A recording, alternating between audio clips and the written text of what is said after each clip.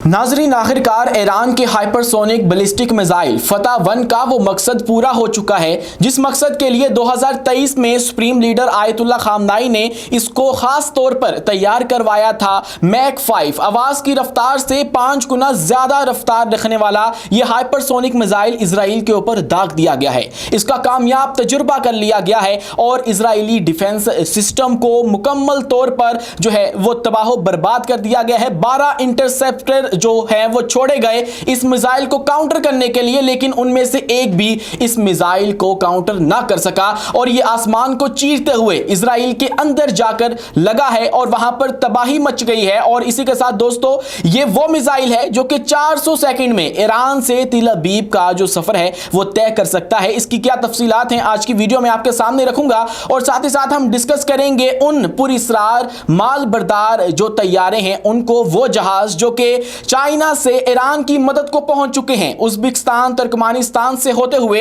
ये ईरान की हदूद में दाखिल तो हुए, लेकिन उसके बाद अचानक से रडार से गायब हो गए। ये अपने साथ क्या लेकर जा रहे थे, ये क्या मामला है, वो पुरअसरार जहाज कौन से थे, आज की वीडियो में आपके सामने रखेंगे। और साथ ही साथ दोस्तों, पहली तकरीर आयतुल्लाह खामनाई की सामने आ चुकी है जिनके अंदर उन्होंने जो सहूनी रियासत है उसके ऊपर कहर बरसा दिया है और उनको जो है वो ललकार दिया है। वो लोग जो कि आयतुल्लाह खामनाई की हलाकत की, उनको कत्ल करने की धमकियां दे रहे थे, उनको मुंह तोड़ जवाब दे दिया गया है। इस तकरीर में क्या कुछ था वो भी आज की वीडियो में आपके सामने रखेंगे और साथ ही साथ आपको वो मनाजिर भी दिखाएंगे, वो विजुअल जिनके अंदर हमें वो पता चलता है कि जो इजरायली एयरक्राफ्ट्स हैं वो तबाह हुए हैं। और उसकी पहली वीडियो जो है वो सामने आ चुकी है। ईरान की जानिब से ये वीडियो सामने लाई गई है जिसके अंदर जो इजरायली एयरक्राफ्ट्स हैं उनकी तबाही के मनाजिर देखे जा सकते हैं। तमाम तफसीलात आपके सामने रखेंगे, लेकिन उससे पहले हमारी आपसे 10 गुजारिश है कि हमारे इस चैनल को लाइक कीजिए, सब्सक्राइब कीजिए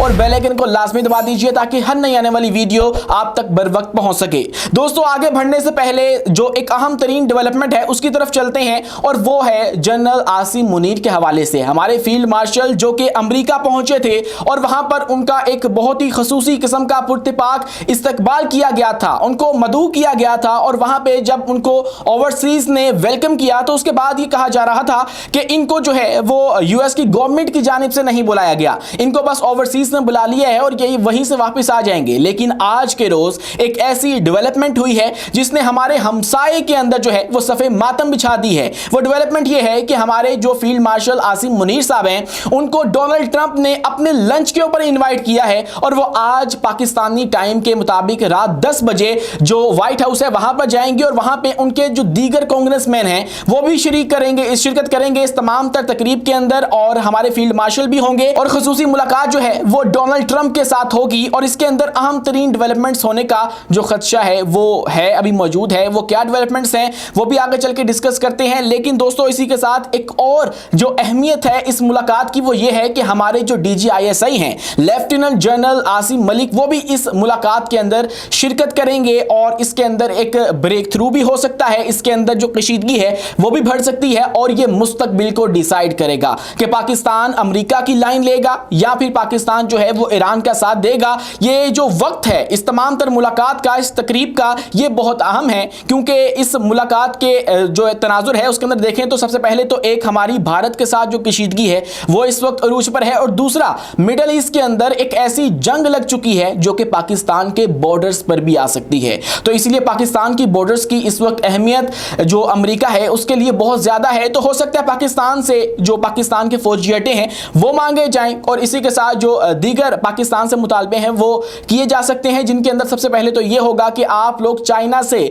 जो 5वीं जनरेशन की टेक्नोलॉजी है वो ले रहे हैं वो मत लें। फॉर मिसाल के तौर पे जो पाकिस्तान J-35 ले रहा है चाइना से वो मत ले और अमेरिका से वो टेक्नोलॉजी हासिल कर ले, क्योंकि माजी में हमने अमेरिका से F-16 लिया था लेकिन उसके बाद फिर पाकिस्तान ने अपना जो डिफेंस है और उसका जो हसूल है उसका सोर्स चेंज कर लिया और हमने अमेरिका से जो है वो उसके ऊपर इन्हिसार बंद कर दिया और हमने चाइना के ऊपर अपनी जो रिलायंस है उसको शुरू कर दिया था और चाइना से अपना असला लेना शुरू कर दिया था। तो अब जब पाकिस्तान चाइना से J-35 लेने के बाद दुनिया का चौथे नंबर नंबर का वो मुल्क बनने वाला है जिसके पास ये टेक्नोलॉजी होगी। तो हो सकता है कि अमेरिका को इस बात की तकलीफ हो कि ये चाइना से क्यों ले रहा है और चाइना के साथ अपनी जो डिफेंस टाइज हैं वो इतनी बढ़ा क्यों रहा है। तो हो सकता है पाकिस्तान के ऊपर ये प्रेशर डाला जाए कि आप लोग चाइना से अपने ये जो मुआहिदे हैं उनको कैंसिल कर दें और अमेरिका जो है उसके साथ अपना ताउन बढ़ाएं। उसी के साथ दोस्तों ये भी हो सकता है कि जो डोनाल्ड ट्रंप हैं वो हमसे ये मुतालबा करें कि आप लोग ईरान के खिलाफ अपना जो ताउन है उसको खत्म कर दो, उसको जो मदद का ऐलान कर रखा है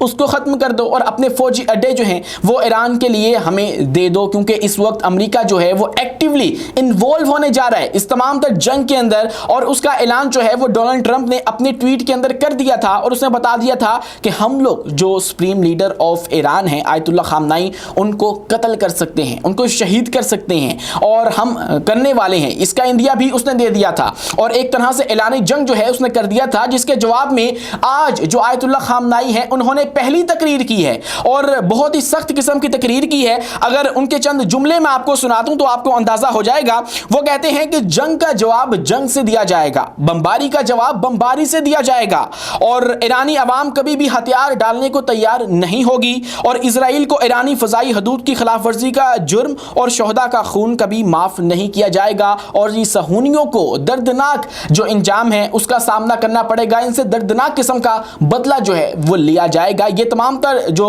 बयानात हैं वो थे सुप्रीम लीडर आयतुल्ला खामनाई के और उन्होंने ये अपने कत्ल की धमकियों के बाद पै दर पै जो उनको धमकियां दी गई उसके बाद उन्होंने ये सख्त वाले जो अल्फाज हैं वो इस्तेमाल किए हैं और अमेरिका के खिलाफ ये जो अल्फाज हैं वो इस्तेमाल किए गए हैं, क्योंकि अब अमेरिका भी इस जंग का बाकायदा हिस्सा जो है वो बनने वाला है और ईरान के ऊपर एक बड़ी जो मिसाइल स्ट्राइक्स हैं और दीगर जो स्ट्राइक्स हैं उसकी प्लानिंग की जा रही है और खासकर जो इनरिचमेंट प्लांट हैं ईरान के जहां पर यूरेनियम को अफजुर्दा किया जाता है उनको निशाना बनाने का इस वक्त अमेरिका इरादा रखता है और उसके अंदर फोर्डू जो इनरिचमेंट प्लांट है वो बहुत ही ज़्यादा इंपॉर्टेंट है इस वक्त और अहमियत का हामिल है, क्योंकि वहां पर मेजर जो ज़ख़ीरा है यूरेनियम का ईरान का वो पड़ा हुआ है और उसको इजरायली जो मिसाइल्स हैं उनके जो फाइटर जेट्स हैं उनके ज़रिए की गई स्ट्राइक्स भी उसका कुछ नहीं बिगाड़ सकी हैं और वो महफूज रहे हैं। तो अब अमेरिका का इरादा है कि हम लोग वहां पर जाके ये सब कुछ करें। दोस्तों अब बढ़ते हैं अपनी दीगर स्टोरीज की जानिब और उसके अंदर सबसे पहले जो अहम तरीन डेवलपमेंट हुई है वो ये है कि ईरान आज भी जो है वो बेकाबू है और ईरान इनसे कंट्रोल नहीं हो पा रहा है। ईरान ने अपना फतेह 1 का जो कामयाब तजर्बा है पहला वो कर लिया है और इसने जो पहला तजर्बा है वो इजराइल के ऊपर किया है और ये वो मिसाइल है जो कि खसूसन बनाया ही इसलिए गया था कि ये इजराइल के ऊपर स्ट्राइक्स कर सके, इसीलिए इसको 2023 के अंदर इजराइल स्ट्राइकर का नाम दिया गया था और 2023 में इसका इफ्तिताह किया था सुप्रीम लीडर आयतुल्ला खामनाई ने। लेकिन ईरान तब से एक मौके की तलाश में था कि कब इसका कामयाब तजर्बा किया जाए और आज जो है वो ईरान ने इसका कामयाब तजर्बा कर लिया है और ये तजर्बा जो है वो इजराइल के खिलाफ किया गया है। इजराइल के ऊपर ये फतह 1 नामी जो मिसाइल है, आप यूं कह लीजिए कि छोटा एटम बम है, वो छोड़ दिया गया है। हाइपरसोनिक मिसाइल है और ये एक ऐसा मिसाइल है जो कि फजा के अंदर अपनी डायरेक्शन चेंज कर सकता है। मतलब हर जो बैलिस्टिक मिसाइल होता है वो इस तरह की खसूसियत नहीं रखता, लेकिन ये एक इसकी मैन्यूवरेबिलिटी जो है वो ऐसी की है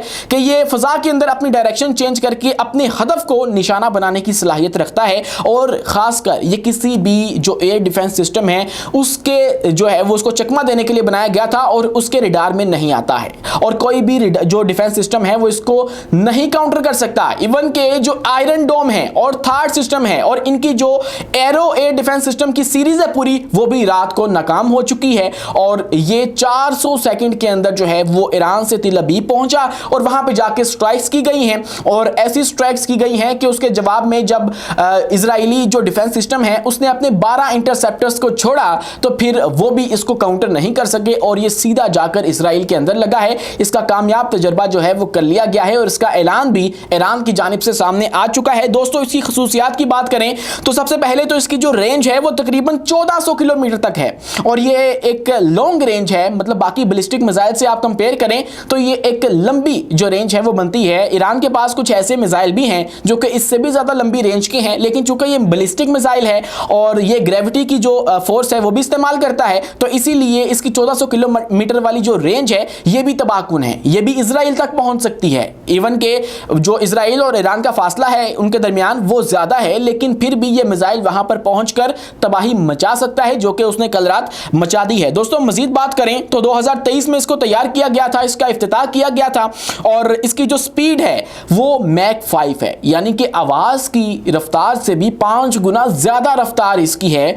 और इसी के साथ दोस्तों जिसकी जो फ्यूल कैपेसिटी है वो सॉलिड फ्यूल की नेचर के ऊपर है, मतलब ठोस ईंधन जो है इसके अंदर इस्तेमाल होता है। सिंगल स्टेज प्रोपल्शन है इसके अंदर और इसी के साथ इसको इजराइल स्ट्राइकर का नाम जो है वो दिया गया था। 400 सेकंड के अंदर ये तिल अबीब तक पहुंच सकता है इसको, इसीलिए जो है वो इब्रानी जुबान के अंदर जब इसका इफ्तिताह किया गया तो वहां पर लिखा गया ईरान ता तिल अबीब 400 सेकंड के अंदर। ये जो उसका उर्दू तर्जुमा है वो मैं आपको बता रहा हूं। इसी के साथ दोस्तों जो फतह 1 है उसका डिजाइन जदीद मिसाइल दिफाई निजामों जैसे कि आयरन डोम और एरो डिफेंस सिस्टम को चकमा देने के लिए बनाया गया था और इसका जो कामयाब तजर्बा है वो कल की रात देखा गया है। दोस्तों इसी के साथ एक ऐसी कहानी सामने आई है जो कि सुलझने का नाम नहीं ले रही है, ना उसकी तस्दीक सामने आई है ना ही उसकी तरदीद सामने आई है, लेकिन एक अखबार है, आलमी अखबार है, उसने दावा किया है कि चीनी जो माल बरदार तैयारे हैं, जहाज हैं, वो ईरान पहुंच चुके हैं और वो अपने साथ असला ले जाने के लिए इस्तेमाल किए जाते थे, लेकिन अब जब वो निकले तो लग्जमबर्ग के लिए थे जो कि एक यूरोपियन कंट्री है, लेकिन वहां वो पहुंचे नहीं। वो ईरान के आगे वाली जो हदूद है वहां से गायब हो चुके हैं, उससे आगे वो रडार के अंदर कैप्चर नहीं हुए और ये दावा जो है वो द टेलीग्राफ की जानिब से सामने आया है और वो ये स्टोरी करते हैं कि ये उज़्बेकिस्तान, तुर्कमेनिस्तान और इन तमाम तर जो कंट्रीज हैं सेंट्रल एशिया की, इनको जो है वो पार करता हुआ ये ईरान की हदूद के अंदर दाखिल हुए हैं ये तैयारे। सबसे पहला जो तैयारा है वो जब इजराइल ने हमला किया ईरान के ऊपर उसके अगले दिन गया और उसके साथ उसके बाद जो दीगर हमले किए गए उसी तरह से ये तैयारे जो हैं वो गए हैं और कुल 3 तैयारे ये ईरान तक पहुंचे हैं और उनकी हदूद के अंदर दाखिल हुए हैं। ये मैं नहीं कह रहा, ये कह रहा है द टेलीग्राफ और उसकी ये स्टोरी है जो कि सामने आई है और उनके मुताबिक ये तैयारे अपने अंदर जो इमदाद है वो लेकर ईरान के लिए पहुंचे हैं। माजी में भी चाइना ऐसा करता रहा है और मुख्तलिफ बैलिस्टिक मिसाइल्स के कभी पुर्जे ईरान को चाहिए हुए तो तब भी चाइना ने उनकी मदद की, दीगर जो उनको दिफाई जो सामान है वो चाहिए हुआ तब भी चाइना ने उनकी मदद की और लगता है कि अब की बार भी इन पुरस्कार तैयारों की मदद से जो है वो ईरान की मदद कर दी गई है और उनको जो सामान चाहिए था वो पहुंचा दिया गया है। लेकिन इसके ऊपर जो मजीद काम है स्टोरी के ऊपर वो होना अभी बाकी है, मजीद तफसीलात जब सामने आएंगी तो वो भी आपके सामने रखेंगे। लेकिन दोस्तों अब जो दावे ईरान की जानिब से किए जा रहे थे कि हमने इजराइल के चंद एयरक्राफ्ट गिराए हैं, हमने उनके ड्रोन्स गिराए हैं, वो भी सच साबित हो रहे हैं और उसके अंदर जो एक इजरायली ड्रोन था उसकी विजुअल सामने आए हैं और वो ईरानी जो सरकारी मीडिया है उसने शाया किए हैं। दोस्तों खबर यह है कि ईरान के दिफाई निजाम ने इस्फहान में हरमेस 900 ड्रोन मार गिराया है। ये एक इंतहाई बड़े साइज का ड्रोन था और ये ड्रोन लॉन्ग रेंज जासूसी के लिए इस्तेमाल होते हैं और इन्हें मुसल्लह कार्रवाइयों के लिए भी इस्तेमाल किया जा सकता है। बज़ाहिर तो ईरान का जो लॉन्ग रेंज दिफाई निजाम है वो बिल्कुल नकारा हो चुका है, उसको इजराइल ने टारगेट कर करके जो है वो बिल्कुल आप समझ लीजिए कि सबूताज कर दिया है और वो इस कैपेसिटी के अंदर अब मौजूद नहीं है कि वो काउंटर कर सके। लेकिन जो शॉर्ट रेंज उनका डिफेंस सिस्टम है वो अभी भी एक्टिव है और खासकर शॉर्ट रेंज जो डिफेंस सिस्टम है वो ड्रोन्स को रोकने के लिए जो है वो इस्तेमाल होता है। और अब ये जो विजुअल्स हैं वो सामने आए हैं जिसके अंदर आप देख सकते हैं कि इजरायली हरमेस 900 जो ड्रोन है ये इसका नाम है और उसको मार गिराया है ईरान ने और उसके शॉर्ट रेंज जो दिफाई निज़ाम है वो अभी भी काम कर रहा है। दोस्तों आज के लिए इतना ही। आप इस बारे में क्या सोचते हैं कमेंट सेक्शन में अपनी राय से आगाह लाजमी कीजिएगा और वीडियो पसंद आने की सूरत में हमारे इस चैनल को लाइक कीजिए, सब्सक्राइब कीजिए और बेल आइकन को लाजमी दबाइए ताकि हर नई आने वाली वीडियो आप तक बर वक्त पहुंच सके। शुक्रिया, अल्लाह हाफिज।